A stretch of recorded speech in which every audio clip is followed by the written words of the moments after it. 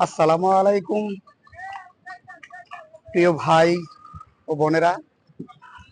আমি এখন বর্তমানে অবস্থান করছি কিশোরগঞ্জ জেলার করিমগঞ্জ থানার চামড়াঘাট এলাকাতে। এই চামড়াঘাট থেকেই মূলত ইটনা, মিঠামইন, অষ্টগ্রাম বিভিন্ন জায়গায় ট্রলারে করে যাওয়া যায়। এটাকে চামড়াঘাট বা চামড়া বন্দর বলে। দেখতে পাচ্ছেন চামড়া বন্দরটি। এই বন্দর থেকেই ট্রলারে, লাইটারে, নৌকায় করে করে অনেক পর্যটক, তো কামরুল ভাই তারা হারা শুরু করছে যাওয়ার জন্য।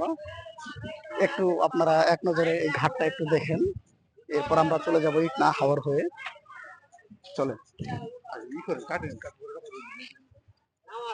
ঘাট তো ঘাট ওই পাশে। আচ্ছা, কামরুল ভাইয়ের জন্য আপাতত রাখতে হচ্ছে।